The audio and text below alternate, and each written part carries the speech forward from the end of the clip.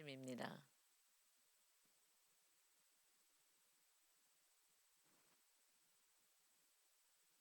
마가복음 4장 26절에서 34절까지 말씀입니다. 마가복음 4장 26절부터 말씀입니다. 어저께 말씀은 비유로 말씀하실 때 농부가 곡식을 뿌릴 때에 땅이 중요하다.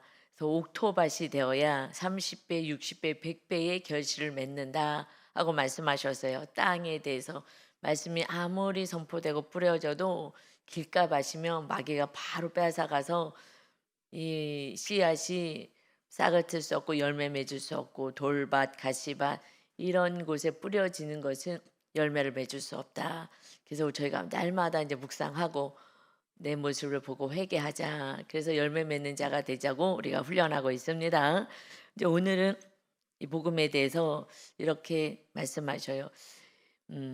이제는 그 복음의 씨앗의 능력에 대해서 말씀하십니다. 26절이요. 또 이르시되 하나님의 나라는 사람이 씨를 땅에 뿌림과 같으니 사람이 말씀을 전하는 자가 씨를 복음을 땅에 세상에 뿌리는 것 같다. 이렇게 비유로 말씀하셔요.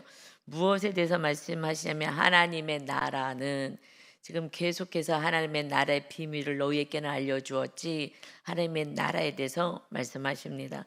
예수님이 오신 목적이 하나님의 나라를 세우러 오셨죠. 우리 심령 안에. 그래서 하나님의 나라에 대해서 끊임없이 우리 구원이 하나님의 나라가 세워지는 것이 구원이고 성령으로 거듭난 것이기 때문에 말씀하십니다. 하나님의 나라는 사람이 씨를 복음을 세상에 땅에 뿌린과 같다. 그가 밤낮 자고 깨고 하는 중에 씨가 나서 자라되 싹이 나고 자라서 어떻게 그리 되는지를 알지 못하느니라. 여기 농부가 씨앗을 뿌렸을 때에 이제 옥토밭으로 다 기경하고 좋은 밭을 만들어 놨어요. 가시밭, 길가밭, 돌밭 다 골라내고 그랬을 때에 이제 그 옥토밭에다가 씨앗을 뿌립니다. 뿌렸더니 자고 일어나는데 계속해서 자라나는 거예요. 어떻게 하는지 모르겠어요. 그냥 씨앗만 뿌렸을 뿐이에요. 옥토밭에. 그러니 26절에 땅이 스스로 열매를 맺되 처음에는 싹이요, 다음에는 이삭이요, 그 다음에는 이삭에 충실한 곡식이라 스스로 열매를 맺는다. 그러니까 옥토밭에 떨어져야 되는데 무엇이요? 씨가 이 복음이죠. 여기서 예수님의 복음을 말씀해요. 이 복음이 뭐예요? 기쁜 소식을 복음이라고 하는데 이 복음은 예수님이 오셔서 이제 십자가에서 우리 죄값 치르시고 우리 안에 거룩하신 영이 우리 안에 임하셔서 우리와 함께하는 임마누엘의 은혜를 누리게 하는 그 은혜, 그것이 복음인 거예요. 예수님이 부활하신 것처럼 우리가 마지막 날에 주님 오실 때 부활해서 영원한 나라에서 사는 거, 이게 복음이죠. 그런데 이 복음을 전해요. 옥토밭에. 그래서 내 안에 길가봐 단단한 고지바지, 그 돌밭, 또 가시덤불, 세상의 염려, 근심 뭐 이런 것들 다 기경을 회개하는 거니까 회개했을 때 그때 열매가 맺혀진다. 그래서 처음에는 싹이 났다가 이삭이 났다가 그 다음에는 이삭에 충실한 곡식으로 열매가 맺혀진다. 이삭이 올라왔어요. 근데 고개를 채워지는 거예요. 알곡으로. 그래서 알곡은 채워지면 고개 이렇게 숙이죠. 그런데 지금 이삭이 알곡이 채워지지 않으면 빳빳한 거예요. 그게 뭐예요? 교만한 거죠. 교만한 자는 말씀에 순종을 하지 않기 때문에 그래서 겸손한 자는 알곡은요 겸손해지고 낮아지고 섬기고 할 수가 있어요. 그래서 충실한 곡식이 이 알곡이 되는 것이다. 그런데 그것은 씨앗을 뿌린 것밖에 없어요. 씨의 생명력을 말씀하고 있습니다. 복음의 능력인 거예요. 오직 이 복음을 우리가 믿고 받아들이고 행한다면 그러면 우리가 말씀 듣고 주님 안에 거하시면 어느 날 우리가 자라나기 시작하는 거. 그래서 알곡이 되는 것입니다. 그렇게 됐을 때에 29절에 열매가 맺으며 그래서 변화보리에 이제 이 알곡으로 꽉 차 있는 그러한 곡식의 열매가 익으면 곧 낫을 되나니 이제 열매가 맺혀졌어요. 알곡이 되었어요. 그러면 낫을 된다. 그래서 이는 추수 때가 이르렀음이라. 알곡으로 키워서 추수해서 이제 영원한 천국으로 데려가기 원하시는 것입니다. 이것을 지금 하나님의 나라에 대해서 말씀하신 거예요. 알곡이 돼야 그것을 추수해서 다 쭉정이 바람에 날려보내고 키질해서 날려보내고 그리고 다시 말씀 안에 거한 이 알곡들만을 출수해서 영원한 천국에 데려가기 위해서 내가 왔다. 이게 하나님의 나라의 비밀이잖아요. 그렇지 않으면 내가 쭉정인지 뭔지도 하나도 모르고 살아가는 거예요. 쭉정이는요 거기 알맹이가 없어요. 그래서 후 하고 바람 불면 그냥 싹 다 날아가 버리는 거예요. 아무리 키질해도 알곡은요 거기 딱 키질하는데 딱 떨어지죠. 그래서 그것을 구별해서 이제 영원한 천국에 추수할 것이다라는 비밀, 하나님 나라에 대한 비밀을 알려주십니다. 근데 이것이 마태복음 3장에 보면은 침례 요한이 예수님을 소개할 때 이렇게 말씀하셨어요. 마태복음 3장 11절 12절에 나는 너희로 회개하기 위하여 물로 침례를 베풀거니와 내 뒤에 오시는 이는 나보다 능력이 많으시니 나는 그의 신을 들기도 감당하지 못하겠노라. 그는 예수님은 성령과 불로 너희에게 침례를 베푸실 것이요 손에 키를 들고 자기의 타작마당을 정하게 하사 알곡은 모아 곡간에 들이고 쭉정이는 꺼지지 않는 불에 던지시리라. 지금 침례 요한도 이 진리를 하나님이 알려주셨어요. 그래서 이것을 계속 선포하는 거예요. 예수님이 오실 길을 선포하면서 이제 나는 그냥 너희들 회개시키려고 물침례밖에는 줄 수 없어. 난 인간이야. 그러나 내 뒤에 오시는 그 메시아 예수 그리스도는 성령과 불로 침례를 줄 거야. 성령은요 우리가 회개하는 자에게 성령이 임하시고 그렇지 않는다면 회개하지 않는다면 불심판이 임할 것이다. 침례 요한은 계속 회개를 시키는 거잖아요. 그래서 너희들이 회개하지 않는다면 그래서 회개에 합당한 열매까지 맺지 않는다면 그러면 너희들은 심판을 받게 될 것이다. 회개에 합당한 열매는 내가 잘못 가던 길에서 잘못했습니다. 그러면 그 길을 돌이켜서 하나님이 원하신 길로 가는 거잖아요. 그 회개에 합당한 열매를 맺는 거예요. 말씀대로 다시 사는 것이죠. 그래서 그렇지 않으면 예수님이 오셔서 성령의 침례 아니면 불의 침례, 불심판이 있을 것이다. 그러니 알곡은 모아서 곡간을 들이고 쭉정이는 열매가 없어 그는 꺼지지 않는 불에 태워버려. 이거는 이제 심판, 그래서 불지옥에 떨어진다는 거예요. 예수님이 오신 목적은 성령님이 임하든지 아니면 불심판밖에 없어. 하나님의 아들이 세상에 오셨어요. 말도 못하는 고난을 당하시고 우리 죄값을 다 인류의 죄값을 치러내셨어요. 그런 예수님을 믿고 날마다 거룩하게 말씀 안에 살고 혹여라도 못 살면 빨리 회개하고 그래서 성령님이 임하셔야 우리와 함께 하시고 우리를 지키고 돌보고 우리를 통하여서 하나님의 살아계심을 만천하에 알리기를 원하시는 것입니다. 성령의 열매가 맺혀지는 거예요. 성령의 열매가 없다면 그러면 아직까지 하나님의 자녀의 삶을 살지 못하는 거예요. 성령님의 열매는 사랑과 희락과 화평, 오래 참음, 자비, 양성, 충성, 온유 이 열매가 우리들의 삶 가운데 맺혀지셔야 합니다. 전 나무 열매를 보고 나무를 안다 그랬어요. 이게 맺혀지지 않아요. 그러면 아직까지는 쭉정인 거예요. 그럼 또 회개하고 또 말씀대로 살려고 성령님을 의지하고 힘쓰셔야 합니다. 그래서 열매가 있느냐, 성령의 열매가 있느냐, 주님이 걸어가신 그 길, 성령의 열매를 보고 그리고 지금 어떤 위치에서 쭉정인지 지금 여물어가고 있는지 알곡으로 세워지는지 그렇지 않으면 이제 마침내 추수 때가 이를 것이다. 추수 때는 개인의 종말 그리고 온 인류의 종말로 나눠지죠. 개인의 종말 개인들마다 다 달라요. 언제 운명할지 모르고 그리고 온 인류의 종말은 이제 주님이 마지막 때 심판하러 불심판하러 오실 때에 알곡들은 먼저 하나님의 나라로 그래서 먼저 데려가시는 줄 믿습니다.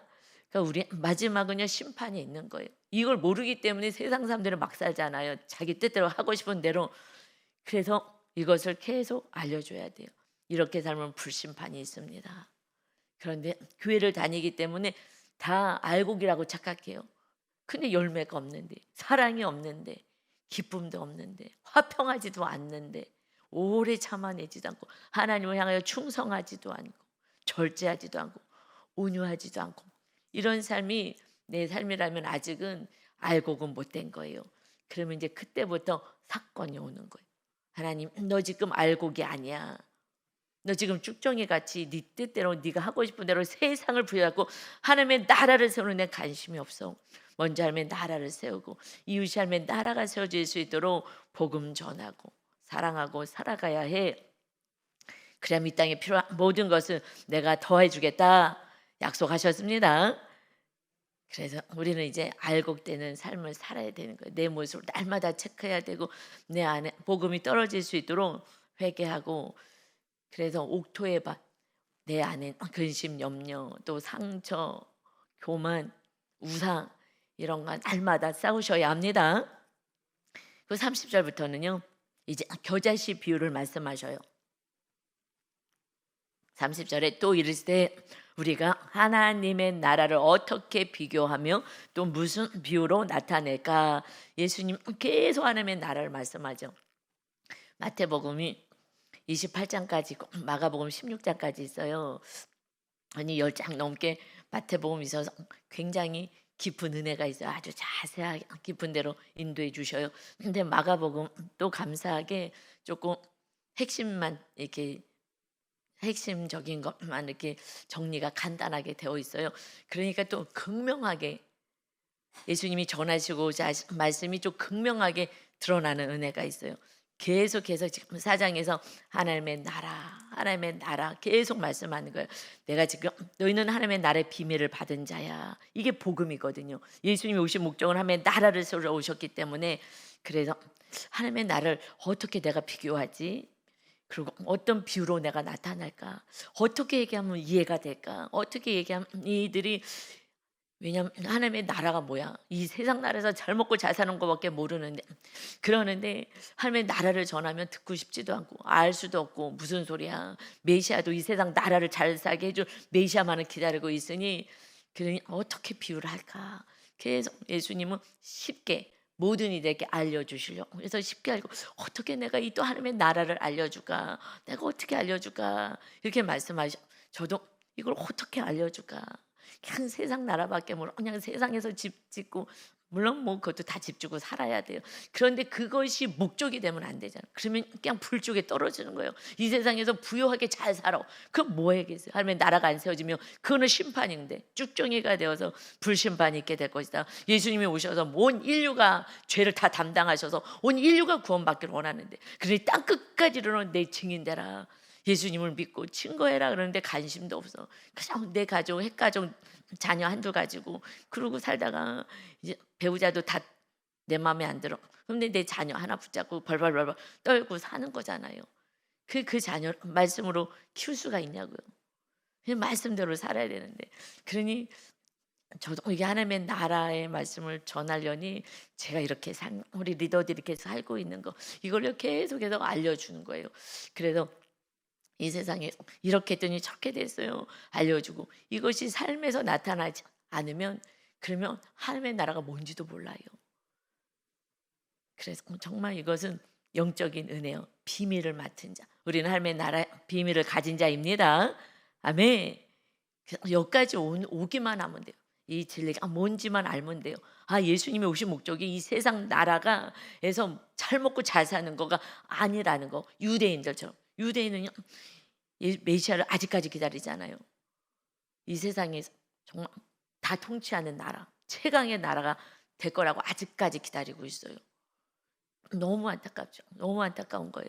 지금 예수님이 오신 목적, 메시아는 우리 심령 안에 하나님의 나라를 세워서, 그래서 하나님이 우리와 함께 하시는 정말 존귀하고 가치 있고 알곡의 삶을 살아서 우리를 통하여 하나님이 살아계시나 보다, 이것을 느끼게 하길 원하는데 세상 사람들하고 비슷하게 살아가니 주님의 슬픔인 거예요. 그래서 지금 고민을 하시면서 어떻게 내가 얘기할까? 아, 내가 겨자씨로 비유를 들어줄게 하시면서 31절 32절에 겨자씨 한 알과 같아. 하나님의 나라는 마치 겨자씨 한 알과 같으니 땅에 심길 때에는 땅 위의 모든 씨보다 작은 것이로되 심긴 후에는 자라서 모든 풀보다 커지며 큰 가지를 내나니 공중의 새들이 그 그늘에 깃들일 만큼 되느니라. 겨자씨는요 참깨 한 알보다도 훨씬 작아요. 그래서 콧바람에 날아갈 정도로 너무 작은 거예요. 그냥 점 같아요. 이렇게 작은 겨자씨 한 알 같아. 그것이 심겨져서 그러면 땅에 있던 모든 씨, 막 사과씨, 복숭아씨 엄청 크잖아요. 하여튼 이게 작은 거 하나가 이게 뭐에 쓰겠어? 이 조그만 거에 뭐가 있겠어? 생명이 있겠어? 콧바람에 날아가는데 이러는데 그것이 심겨졌어. 마치 하나님의 나라는 이와 같아. 그 겨자씨 아무짝에도 쓸모없고 아무 생명력도 없어 보고 초라하기 짝이 없는 그 생명이 없을 것 같은 그 작은 참깨 한 알보다도 작은 겨자씨를 심었어. 그랬더니 심은 후에는 이게 풀이거든요. 그런데 어떻게 자라냐면 단년생 1년 2년 생이에요. 그래서 그리고 이제 그 풀이 자라는데 얼마나 크게 자라는지 1m, 2m씩 자라요. 제 키만큼 막 자라는 거예요. 눈에도 안 보이는 겨자씨 조그만 게 이렇게 엄청나게 풀보다 커지며 큰 그러니까 종류는 풀의 종류인 거야. 그래서 엄청 커지는 거예요. 그래서 큰 가지를 내나니 공중의 새들이 그 그늘에 깃들일 만큼 되느니라. 이것은 정확하게는요. 이것이 좀 풀이기 때문에 이 나무가 단단하게 세워지는 나무 같지는 않아요. 그런데 모든 풀보다 커져. 그래서 그들은 알아들을 수 있어요. 그들은 겨자씨를 다 아니까. 그래서 겨자씨가 엄청 풀이 자라요. 거기에 새는 깃들일 수 없어요. 그렇지만 엄청 자랐다는 것을 너희가 알지. 그런 것처럼 하나님의 나라는 이제 기적이 일어나. 이 풀이 얼마나 힘있고 강한 능력이 있는지 거기에 새들이 거해. 이럴 만큼 힘이 있어. 그래서 그 그늘에 깃들이려고 이 공중의 새들이 와서 거기서 쉬고 안식을 누리고 그리고 이 그늘을 피할 만큼의 그러한 자라나는 거야. 그러니까 이들이 얘기를 듣고서는 이것도 이해가 안 되는 거야. 아니 지금 겨자씨가 요만해 갖고 풀 종류에서 흔들흔들 코스모스 같이 그래서 키는 엄청 자라지만 근데 그 작은 씨가 그렇게 자라는 것도 신기하죠. 1m, 2m로 자라나니까. 그렇지만 하나님의 나라는 그렇게 힘알이 없지 않아.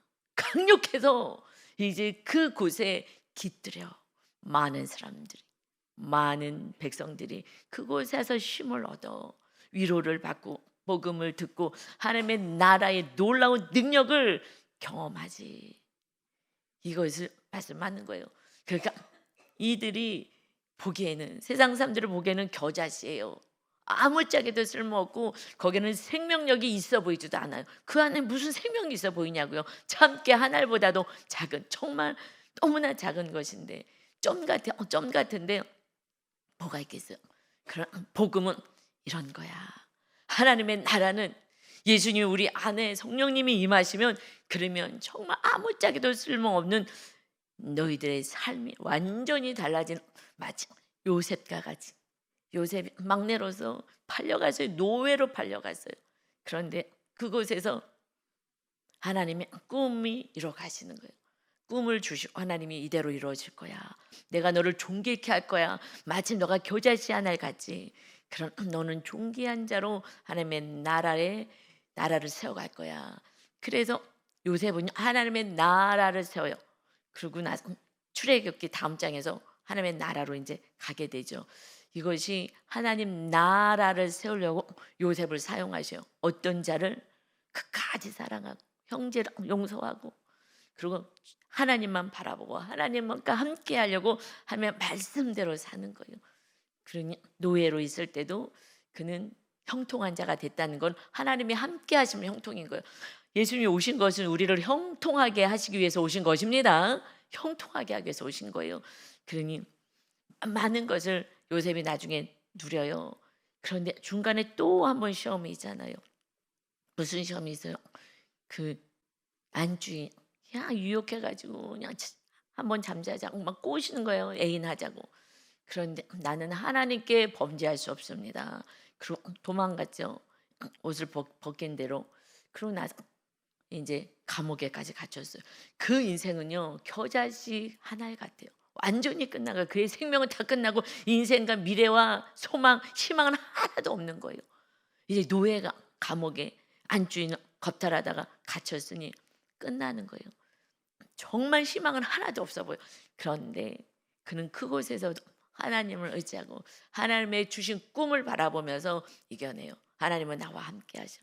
그랬더니 그곳에서 이제 왕의 그 꿈을 해석하고 가뭄이 올 때 해석하게 해주셔서 총리로 세워주시잖아요. 이것은 하나님 나라를 세우기 위해서 그 가족을 70명이 내려간 가족을 다 지금 살리는 거예요.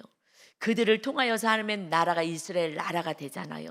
이것은 성경은요 창세부터 끊임없이 예수님이 오실 것을 예표하고 하나님의 나라를 세울 거야. 그래서 구약은요 이스라엘 땅에 하나님의 나라가 세워질 것을 말씀하시고 이제 예수님 오셔서 하나님의 나라는 심령 안에 세워질 거야. 이것을 말씀하시는 줄 믿습니다.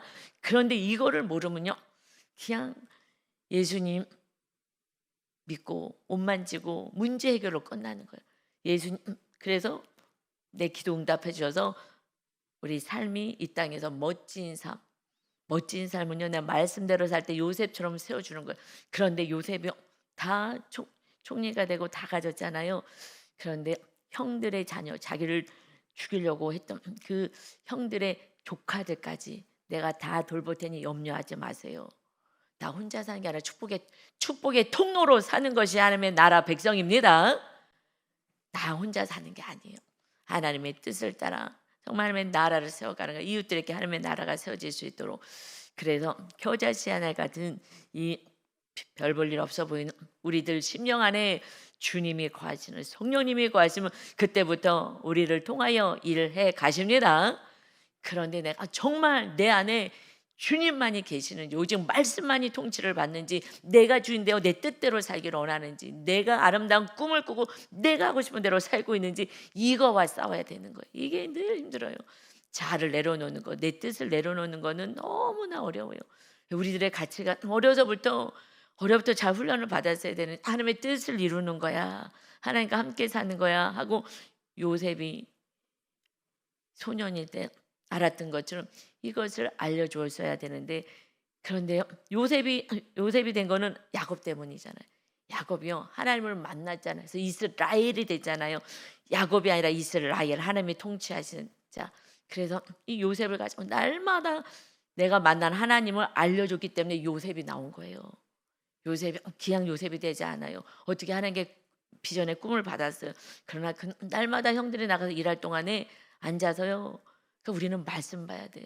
그냥 일하고 뭐 거기에만 마음 뺏기지 말고 말씀을 알아야 말씀대로 살죠. 그 요셉 된 거는요. 아버지가 야곱이 됐기 때문인 거예요. 이제 내 뜻대로 살았던 삶을 다 내려놓고 하면 말씀대로 살고 내가 만난 하나님을 계속 전해줬기 때문에 요셉이라는 인물이 나오게 된 줄 믿습니다. 놀라운 얘기예요. 야곱에서부터 그 가정 이제 하나님의 나라를 세워가는 축복의 통로가 된 거예요. 왜요? 내 힘으로 안 살고 이제 정말 아무리 내 힘으로 살아도 안 되잖아요. 막 형이 죽이러 달려오고 그럴 때 하나님을 만나죠. 어마어마한 고난 속에서. 그래서 이제 너 이름을 야곱이 아니라 네가 발꿈치 부여잡고 네 힘으로 살았던 그 인생이 아니라 이스라엘. 그래서 그 이스라엘이 이스라엘 나라 이름이 되죠. 우리가 이제 나라가 되어야 하는 것입니다. 그래서 야곱이 이스라엘이라는 나라가 되었기 때문에 요셉을 통하여서 이렇게 그 축복이 이어가는 거예요. 부모가 말씀대로 살지 않고 내 뜻대로 산다면 아무 일도 일어나지 않고 내 자녀들은요 그냥 세상에 다 파묻혀 사는 거예요. 우리가 먼저 야곱이 돼야 합니다. 야곱에서 이스라엘이 돼야 합니다. 엘 하나님이 통치하신다. 그것이 임마누엘의 은혜를 자손이 누리는 거예요. 그랬을 때 요셉의 형제를 다 살려주고 이제 하나님의 나라 가나안 땅에 들어갈 수 있는 그런 민족으로 하나님이 세워주십니다. 이것은 아브라함의 믿음, 이삭의 순종. 아브라함이 순종하고 아들 이삭이 죽이겠다고 하는데도 그냥 죽겠다고, 하나님의 뜻이 나를 받으신 거라면 죽겠다고, 아버지가 칼을 들여도 순종하고. 그래서 순종하는 자에게 하나님의 나라가 세워집니다. 순종이 믿음이고 믿음이 알곡이 되는 거예요. 오직 하나님을 믿는 믿음. 그래서 하나님의 나라 세우기는 창세부터 이어지는 거예요. 그래서 그 족장들이 나온 거는 하나님의 나라를 세워서 진정으로 메시아가 와서 이제 온 인류의 하나님의 나라를 이 땅 가운데 세워서 하나님의 나라가 예수님이 오실 때 들림받게 하리라. 할렐루야. 이것이 복음인 거예요. 이 복음이 심겨지면 이제 이것을 알면은요, 우리 삶은 달라지게 되어 있어요. 하나님의 주님이 딱 주인되어 우리 안에 임하시면은요, 세상 나라는 그냥 내려놔져요. 이 세상 나라는 뭐가 이렇게 중요해요? 언제 우리가 천국 갈지 모르는데 그냥 늘 깨어 있을 뿐인 거죠. 그리고 우리 가족과 이웃이 구원받지 못했는데, 아직 거듭나서 하나님의 나라가 세워지지 않았는데, 예수님이 주인 되지 않았는데 뭘 가지고 싸우겠어요? 요셉처럼 주님만, 하나님만 함께 하시면 훈련을 계속 시키셔서 하나님이 이 땅에서 정말 귀하고 존귀하게 하나님의 나라를 세워가는 데 쓰임 받는 것입니다. 그것이 축복인 거예요. 천국에 가서 이 땅에서 무슨 어떤 직장을 다녔는지, 무슨 대학을 나왔는지 기록도 없어요. 오직 하나 열매를 맺혔느냐, 구원을 시켰느냐, 너희 자녀들 온전히 구원의 열매를 맺혔느냐, 내 자녀가 육의 자녀로 끝났느냐, 내 자녀가 영의 자녀, 하나님의 자녀로 세웠느냐. 이렇지 않는다면요, 헛산 거예요, 여러분. 이 세상은 뭐 자랑할 것도 하나도 없어요. 헛산 거예요. 정확히 정신을 바짝 차려서 정말 생명을 다하여 복음을 내가 전하는 거예요. 복음을요, 부모가 야곱이 요셉을 날마다 말씀을 전해서 형들이 다 일하러 갔을 때, 그러니 하나님이 어떤 분인지를 아는 거예요. 말씀을 모르면, 그 성경을 읽을 때는 하나님이, 예수님이, 성령님이 어떤 분인지 알기 위해서 우리가 성경을 읽는 거잖아요. 성경을 읽지도 모르면 그러면 이스라엘은 되지도 않고 하나님의 나라는 세워질 수가 없어요. 그래서 33절 34절에 예수께서 이러한 많은 비유로 그들이 알아들을 수 있는 대로 말씀을 가르치시되, 말씀을 가르치시잖아요. 말씀, 구약에서부터 모든 말씀을 가르치셔요. 많은 비유로.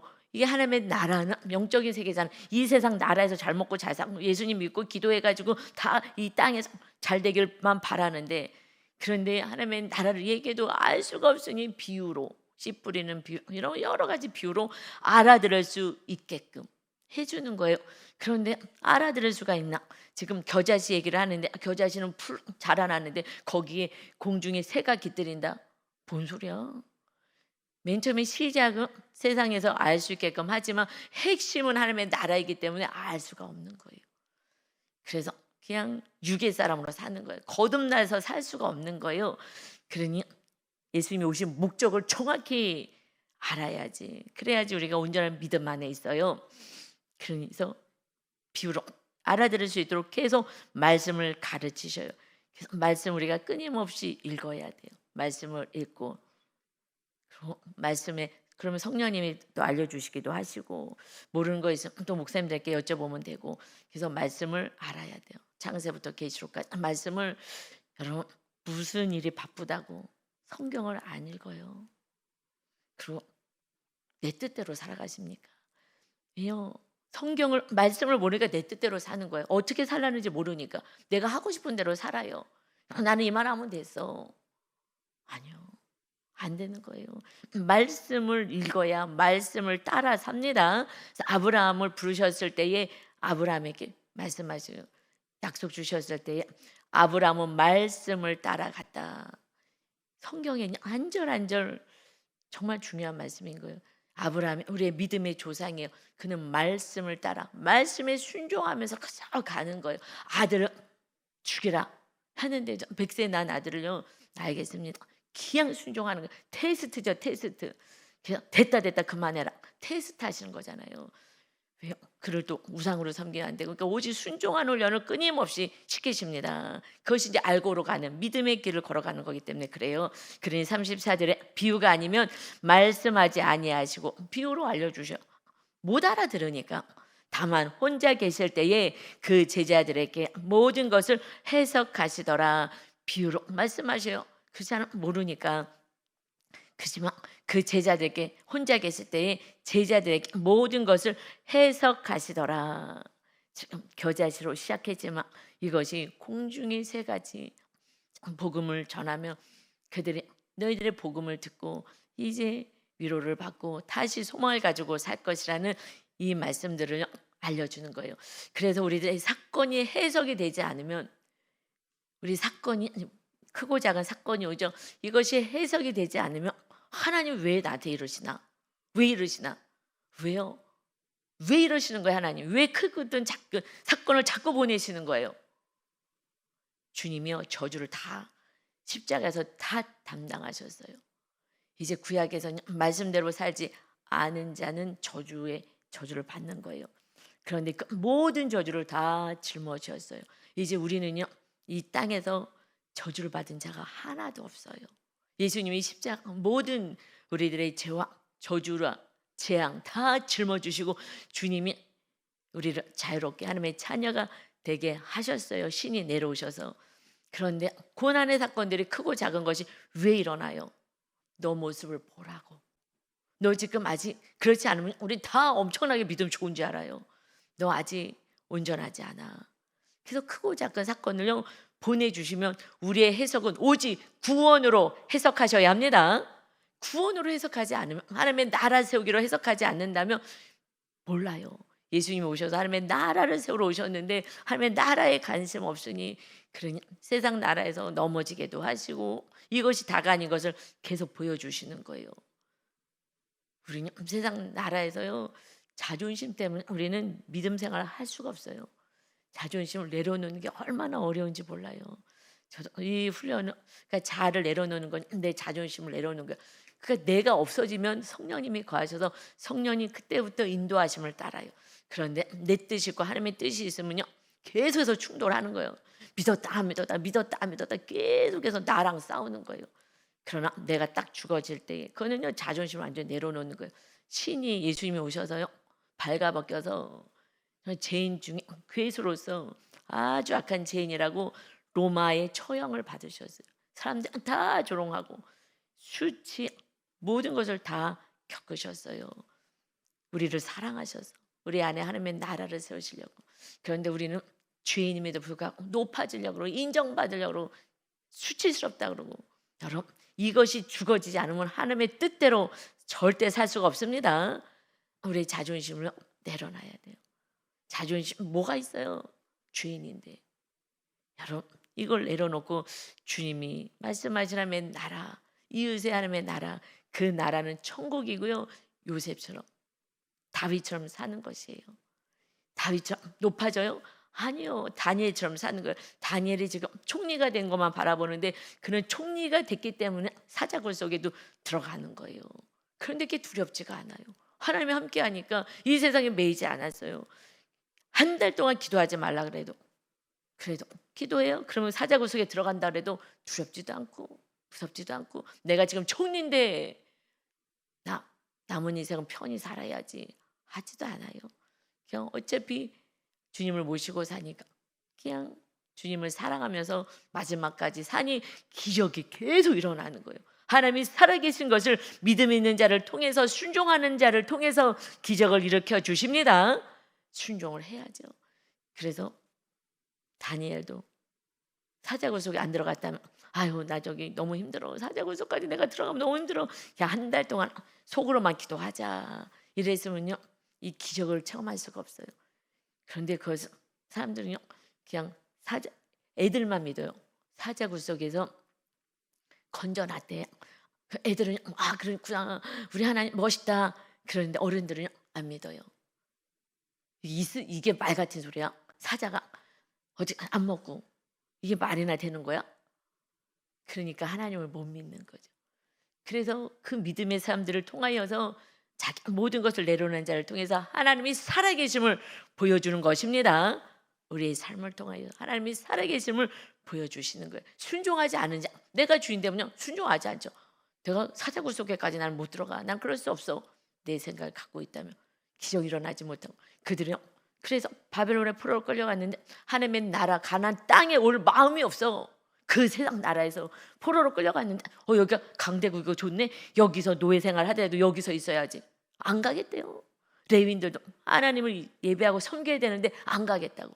나 거기 가서 돈도 못 벌고 그냥 있는 거 쬐끔 갖고 먹고 너무 힘들어. 나 여기서 그냥 돈 벌고 여기서 살 거야. 안 가요. 하나님의 나라에 관심이 없으면 멸망이에요. 막 가서 그러면 안 돼. 하나님의 나라로 가야지. 그러니 왜 해석을 다니엘 왜 사자굴 속에 들어가요? 그들이 이제 귀환해야 되니까. 귀환해야 되는데 또 여기가 좋사오니 그냥 이 나라에서 그냥 살아. 우리나라 다시 가서 또 회복치려면 또 고단해. 육이 고단해. 그래서 여기서 그냥 이러고 살다가 말아. 하나님이 우리를 지켜주지도 않아서 여기까지 포로로 끌려왔잖아. 하녀 회개하고 돌아오라 하는데 관심도 없어. 여러분 이게 우리들의 모습인 것 같아요. 그냥 내 멋대로 내 뜻대로 살면서 고난이 오면 왜 하나님이 왜 이러시냐고. 정말 하나님이 욕을 제일 많이 먹으셔요. 우리 예수님이. 그래도 정말 사랑하시기 때문에 끝까지 기다리십니다. 근데 순종하는 자들을 통해서 기적이 일어나는 거예요. 그 기적을 통해서 그래서 하나님이 살아계신 것을 간증하는 거예요. 그렇지 않으면요 하나님이 살아계신 걸 어떻게 알아요? 눈에 안 보이는데. 순종할 때 기적이 나고 하나님이 일하신 것이 나타나는 거예요. 여러분 힘들어도 이제 이 말씀을 해석해 주시는 거예요. 해석해 주는 거. 해석은요 우리의 모든 사건은 저주가 아니고 재앙이 아니고 그것을 통하여서 내 안에 주님이 주인된 하나님의 나라를 세우기 위함입니다. 그래서 사건이 왔을 때 내가 아직 부족하구나.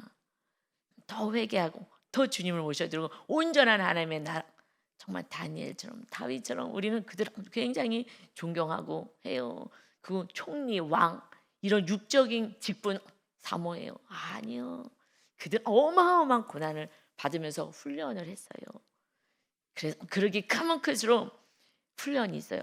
내가 내 뜻대로 살아서 당하는 고난 말고요. 말씀대로 사는데 당하는 고난이 있잖아요. 이것이 십자가의 길인 거예요. 그때 여러분의 삶을 통하여서 기적이 일어난 요셉과 같은 형통의 복을 누리시기를 예수님의 이름으로 축원합니다. 아멘. 아버지 하나님 이제 우리에게는 저주가 없습니다. 오직 구원 사역을 위해서 주님께서 다 저주를 짊어지셨기 때문에 구원을 받을 수 없기에 그러니 하나님께서 가시도 주시고 사건도 주시고 이러면서 오직 하나님을 의지하게 하시는 그 다음에 나라가 되어 이제 주님 오실 때에 들림 받을 수 있는 하나님의 나라가 하나님의 나라로 갈 수 있는 알곡으로 세우기 위함이다 말씀하셨습니다. 이제 겨자씨가 볼품없고 아무 일도 일어나지 않을 것 같은 그 삶이 정말 우리들을 통하여서 많은 위로자와 영혼의 구원의 열매가 맺게 하시겠다는 오늘 말씀의 주인공이 우리 모두가 되게 하여 주옵소서. 우리를 생명을 다하여 사랑하시며 구원을 이루어주신 예수님을 찬양하며 예수 그리스도의 이름으로 기도 올리옵나이다. 아멘.